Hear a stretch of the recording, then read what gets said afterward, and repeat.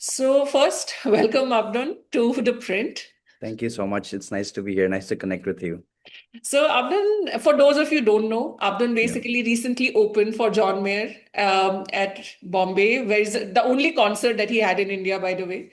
Yeah. And it was him. I think I started realizing the impact of it more because of not just the stories that you shared, but of course how people were responding to your stories online and the barrage of praise that came. Usually it goes both ways. It can go both ways, right? People, I mean, just Yeah. waiting to troll anything and everything. But it was wonderful to just read through the comments that people had left for you. And especially, let's start with your own story and your own personal connect with Mayor because you also shared that online. So I wanted to start with how you used to sing his songs and then to opening for him in Bombay. Please tell us that experience. Uh, I'm trying to not give you a cliche answer. I want to be as honest as possible. But the honest truth is, I started doing this because of Mr. Mayer himself, right? Mm. Unlike a lot of my contemporaries, or unlike a lot of musicians and artists, I did not start from a young age. Like, I didn't grow up singing. I mean, music was always around the house because everyone in Nagaland essentially has music in their household. Yes. But for me, I started very late in life. This was when I was in not college, when I was in university, Mm. right? So I was already 21, 22 years old, and I barely knew how to play the guitar. I barely knew how to sing. I couldn't write music. And that's when I discovered his music. A friend of mine called Kevisa, he's one of my best friends. He kind of reintroduced John Mayer into my life, and initially it came as a comfort for me to just rely on his music for just for the mundane life that I had during that time. um Eventually that comfort then turned into inspiration for me to kind of pick up my guitar and try and do what he's trying to do. I started admiring his not just his music but his craft and where he came from. And for the next 6 years of my life, I locked myself in my bedroom, writing songs every single night, trying to do everything to be like him. And I don't know, all these years later, it was already a dream come true for me to watch him live, right? Like I was more than happy with that. Like my dream would have come true. But to open the stage for him and to be, in that vicinity with somebody that started this entire journey, I mean, it's been a month since I did the show and I'm still processing it. Like that's the truth in my life. I'm glad it came to me right now when I'm prepared. Because 5 years back, if you had asked me to open for John Mayer, I would have been an absolute mess. And like you mentioned, I would have been on the trolling end of the internet. But yeah, I think it's community and preparedness as well. Mm. And also, once I sent the email, Book My Show got back like few weeks later saying, they went through my stuff, they like it, and they want to have me on board. But we had to get the final approval from John Mayer and his team. Mm. And so they had sent my stuff to John and his team, and we waited for 5 months, and we got the confirmation like 1 week before the show. But that must have been quite excruciating to wait like another, like you get that first hurdle is done, and then you have to Yeah. wait for the next one for like months on end. Yeah, I mean, to be honest, I was like ready to not. I had accepted it's okay if John doesn't accept, like if it doesn't go through. But I think there was a small part of me that still kind of believed that this would happen. Right. Um, Interestingly, even latest when K-pop Demon Hunters won the at Oscar, mm, interestingly, even their artist said exactly the same thing that when we were mm, doing K-pop, and it was never seen as interestingly a mass or world level of mm, music. It was always seen yeah, as something that will be produced and yeah, consumed yeah, in Korea, but also probably the adjacent South Asian community or Asian community, which is mm, also interesting because I think it's a similar yeah. movement in Nagaland. I'm just sorry, but I felt like it's also that No, happening. no, true, true. I think artists were always kind of seen as like, oh, they're good, but not there. Like Right, right. it's not up to that standard. And I think what changed was Mm. obviously the artists kept getting better, the craft kept getting better. But I think the biggest shift happened when the audience came on board, when Okay. when the audience started responding positively to Mm. the art that we're making. And I think this generation, like Mm. artists like me, Moko Koza, KL Pamaya, Trans Effect, all these artists, specifically our generation, were like we're really blessed to have that audience. Because you may make the best music in the world, you may have all the tools that you have. If you don't have a community backing it, there's no point, right? And I think that's the shift that happened in Nagaland. I cannot take away how much the community means to me, especially for me personally, right? Mm, Because the way my community has shown up for me, especially over the last 2 years, has been absolutely incredible. And I think that community is starting to impact the general community even in Nagaland. There is now an ecosystem for other artists to thrive as well, because Moko was doing it well the last 5 years. mm, Now I am also kind of benefiting from that, right? mm, Because the audience are like, we have good artists in Nagaland, why should we only send support elsewhere? And mm. now, because I have that community, like the next artist is also going to benefit from that, right? So I think two things. That was a long answer. The short answer is two things. I think the artists kept getting better and better. Do you think there's also a space, like for example, if Korean music, Korean dramas have, always been a big part of Northeast. If you grew up, you watch something at least or listen to something, even way Mm. before the rest of India has heard anything. But do you Mm. think there's a option or there's a possibility of also taking that music there, if not the rest of India? Most definitely. I think what as big as a market India is, Hmm. I think the biggest competition, right? I don't want to see this, but the honest truth is the biggest competition is Bollywood, right? Right. And when you're competing with the stature of a Bollywood artist, this is me. This is the business Abdon talking to you, right? Hmm. Hmm. So I think there's a bigger chance for us to kind of break into the South Asian market Hmm. as much as there is in the Indian mainstream space. Hmm. Because like we see, there's a lot of familiarities between the communities in those South Asian countries and us as well. And Hmm. also these communities are very receptive of English music as well, Right. not as receptive as the rest of the country in India, right? At Hmm. least. Hmm. Hmm. And because we see all these big artists, not necessarily big mainstream artists, we see all these indie artists from across the world uh, consistently touring countries like Yeah. Philippines and Singapore and Thailand, right? And these are not your big mainstream artists. These are just your small independent artists that have a English speaking community there. And so I think there is a big opportunity there. And I'm not sure about the rest of the states in the Northeast, but Nagaland, for that matter, has been putting in a lot of effort extending relationships across those countries, right? For example, Nagaland has, through the Hornbill Festival, they've developed this relationship with Japan. Yeah. So every year, there's so many things happening between Japan and India. You have different management agencies in Nagaland that are sending artists to Bangkok, to Singapore, and all these places. So I Hmm. think it's starting now. I think the market is really huge, Hmm. and I think breaking out in India is amazing. Mech is not the only musician making waves beyond Nagaland. Pop rock band Trance Effect performed at Lollapalooza, opening for Linkin Park, and then at the Cherry Blossom Festival in Shillong, becoming the opening act for Def Leppard. Hello and welcome to the Print Trance Effect and all the members of Trance Effect finally in one frame. Hello, finally. So, for those of you who are watching this interview, I want to give a very brief introduction to this band who has been doing amazing work in the last few months.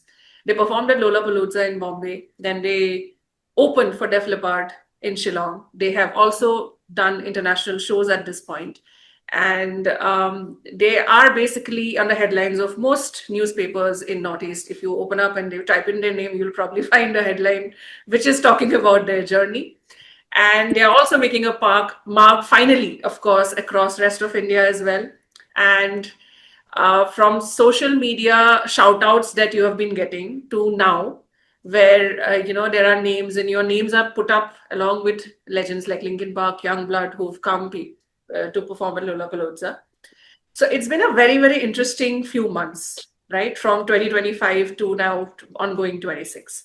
So I want to actually start with Susang because you were the face who were basically talking in that video that was made with Lola that 2 years from performing, 2 years before, just before performing, you were watching people perform on that stage. And then these are statements that people give, and then 10 years later, things happen, right? Like, oh, I was in that stage, and 10 years later, I'm here. For you guys, it was just 2 years later. You were already Yeah. there, getting filmed and performing for a massive audience in Bombay. So, can you tell me what it felt like at that moment to just be able to perform in front of people and putting your mark down as this is a Naga band, we are creating music, and we are here to sort of basically make a mark everywhere that we can. Yeah, it was, to be honest, very, very unreal for me and also for obviously the guys. Mm. And just having your dream come true after 2 years, that was like a lot to take in, especially even at the very moment uh, as we were getting up on the stage, it was just reminding me of that very day. And also not only, getting to play the festival, but then I was playing the exact same stage where those words were like spoken to me, that you guys are gonna be here, like playing this very stage. And so it still feels very unreal. And also uh, getting to play a lot of our music. We just got a few minutes of time for our set, but then getting to play all those songs for a lot of people who came for us, and also a lot of people who came for Linkin Park, that because we have been getting messages from Linkin Park fans, that we were not expecting this. Yes. So it still feels very unreal. Yeah. Hmm. Okay. So now what I would like to say is, social media can be both, right? It can be extremely encouraging. It can be also very unforgiving, right? Because I feel like we can just go there and we can pull down anybody, but we can also lift them up to like crazy heights. Yeah. And usually I have also seen it has happened a lot in the past few months as more and more concerts are happening in the country, that if you're not opening well, right? Like people are also quick to point out that no, we did not like it. The opening act was not up to the mark. So I think it especially gives a extra compliment towards you guys that people are messaging and saying that before of all, because for Linkin Park, so many people went like probably just used up their savings to go watch Linkin Park. And so Mhm. I'm sure that expectation in general is high when you do something like that, right? Linkin Park comes to India and it's performing, and for millennials, I think, or even 80s born, probably it's like it's not going to happen again till we are alive, sort of a feeling. So there's already a lot of pressure there, I'm sure. But then to get that recognition from those people who'd gone to watch all the way and to say that we loved your music, I think I would definitely say that in itself is, I think, a great sign that, they're already like welcoming the fact that, okay, we love the fact that these guys opened, right, for you. Okay, Thank you. so now I want to come and ask, like, because I know that you guys started out in a different way, and then 2018 you guys got together, and now you're sort of like the name. Like when I say Transfect, you guys are the name, right? So I want to ask, like, what is that one thing that sort of unites you all guys together in terms of philosophy? If I'm going to say just philosophy, I couldn't think of a better word, because I'm sure all of you have different way of looking at music, different, I mean, genres that probably you like, one more than the other. But what is it Mhm. that when you come together and you create this music, what is that one thing that sort of holds all of you together? Yeah. So I think like I've mentioned before, we all come from a different genre. Like I said, like taco, blues, jazz, or damse. Like he used to play since during his since from his school time. I think he's more into rock and that stuff. And Sosang also comes from something like that. And I personally, like I told you, from very Bollywood, Desi type and like ballad, contemporary songs. Band music was never my thing, but after we came together as a band, it really started to interest me in this genre. Band music was becoming my favorite music, that stuff. And when we come together as a band, we, even if we have this different taste in music, we all are artists, we all are music lovers. So in a way, when we create something, it just sparks, it just happens. And then mm, I think in the beginning of making music, it sounds a little different from what we produce now. What do you say, guys? like the starting of our music was a little different, and now it's different. But not, it doesn't have a major difference, but slight difference I think there is. So to answer the question, I think I don't have a definite answer, but then when we come together, we have this interest for music, so it naturally just guides us to the songs that we create. It just So happens so now when like that. people Yeah. listen to our music, they say that, Yeah. oh, that sounds like Trance Effect. Or when people, Yeah. some people, play a song like that, they say Hmm. that, Yeah. oh, they sound like Yeah. Trance Effect. Okay. Yeah. So, Temsu, I wanted to start this one bit with you because you're the one who has been performing since forever on your own as well.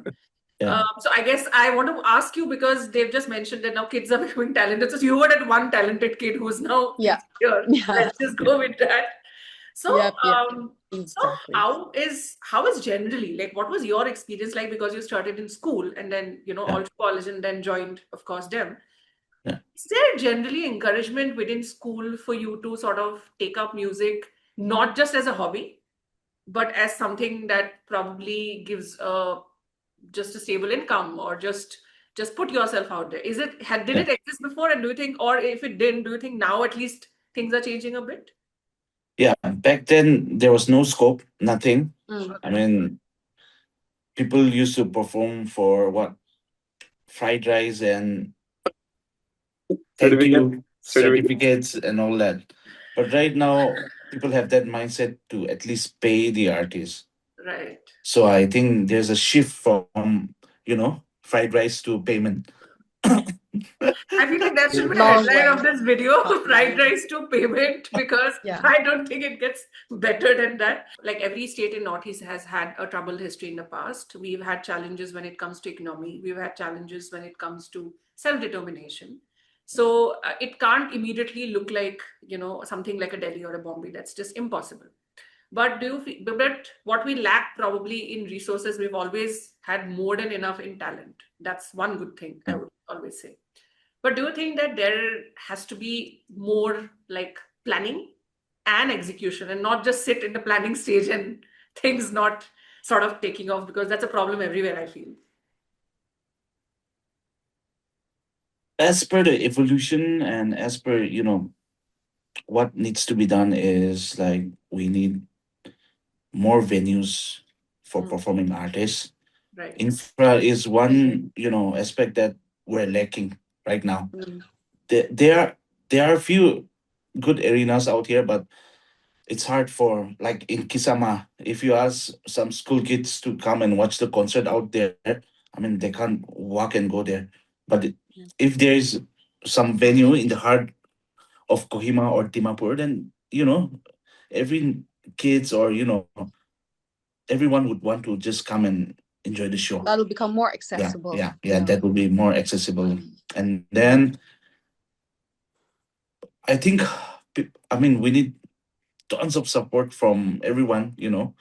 Like if Yes. one band is playing, then only his friends will go and support and all that. I mean, if Abdon is playing, then I mean, I think everyone should go and watch him, to experience and learn from him, all Hmm. that.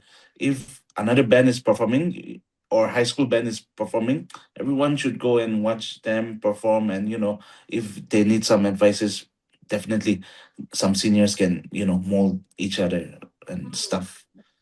I think that's what we need right now.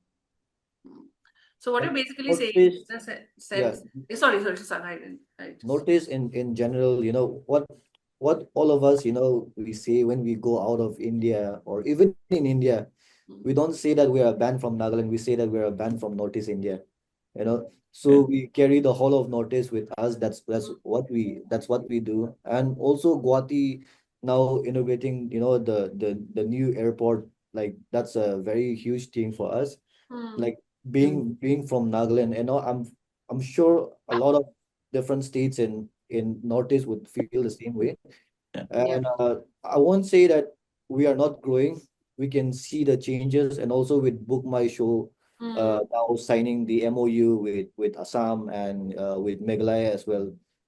We because when they achieve something, we feel like Nagaland has also achieved something. Yeah. when it comes to the concert economy, because instead of going to like Kolkata or going to Mumbai and all that, we can just go to Shillong, or we can come to Guwahati, all that. Mhm. So we are definitely going in the right direction. But what I would feel like is, because when this all these things happens, like the team from outside of Northeast, they come and do all that. Uh, Same thing with Def Leppard. We saw a lot of people. I mean, you guys saw what was happening, on the stage, from the audience point of view. But we were at the backstage, and we saw a lot of people. Apart from the security and all that, we saw a lot of people who came from Mumbai, and was doing the work there. So I feel like we have a lot of, growing to do in that area, in the management area. So I feel like our people can also do that. But then Yeah. I feel like they can, maybe get a course on management and all that, maybe learn from people who are there, already doing that. So we would love our people to not only be on the stage, but we need people who are working behind the stage as well. Thank you so much, guys. I Thank you. honestly Thank wish you. just the Thank very you. best to all of you. Thank you so much, And Tina. Thank you for having us. I'm just really looking forward to writing the piece, and I'll obviously share with you guys as well. And Thank you so much. I am now waiting when I can get to see you guys live and not just Mm-hmm. behind the screen. And I'll Yeah. definitely be cheering the loudest in the crowd. Thank you.